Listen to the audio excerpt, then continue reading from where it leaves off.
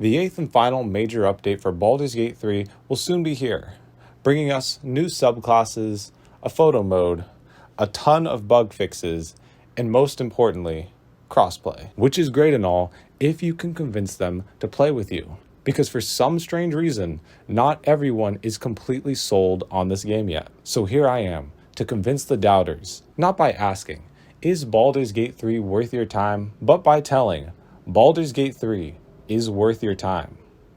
And here's why. The first thing you need to understand is Baldur's Gate 3 is the perfect translation of a Dungeons & Dragons experience to a video game. So if you always thought that you'd enjoy D&D, but never wanted to commit to trying it, this game is your best opportunity to find out. And as impressive as that fact is, it is only a fraction of what the game has to offer. Because Baldur's Gate 3 has everything, and I mean everything, you'd want from an RPG. Maybe you're a fan of questing, wanting to do every task that the game has to offer. It doesn't matter how big or small. And luckily for you, Baldur's Gate 3 has it all. From feeding a starving artist to slaying a great dragon, there are a wide variety of quests to complete and multiple ways to complete them. The game really giving you the freedom to choose what you do, even if it's wrong.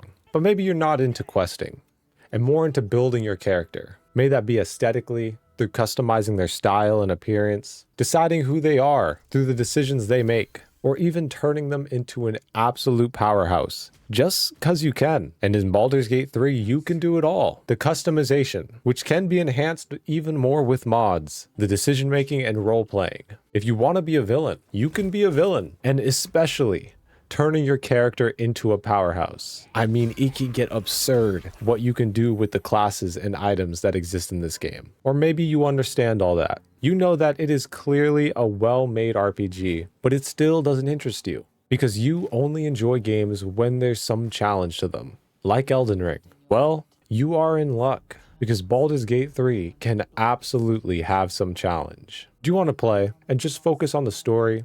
With minimal to no difficulty in the game, you have the Explorer and Balanced difficulty modes. But if you want some real challenge, where you will have to critically think about the decisions you make in and out of combat, Tactician is for you. But even if that is still not enough for you, you can attempt the Honor Mode challenge for the Golden D20. With the difficulty in combat is cranked to 11. You can't quick save to reload the game. And to top it all off, if your party dies, it's game over, leaving you with the decision of restarting from the beginning or accepting the L and continuing the playthrough on a lesser difficulty. So if you need a challenge to enjoy a game, Baldur's Gate 3's got it. I know at this point I must have convinced you that Baldur's Gate 3 sounds great, or at least got you thinking about it. But there's still one important fact that I have to remind you of. You can do it all with friends. On its own, Baldur's Gate 3 is an amazing game. Don't get me wrong, but everything, and I mean everything, is better with friends. And after patch 8,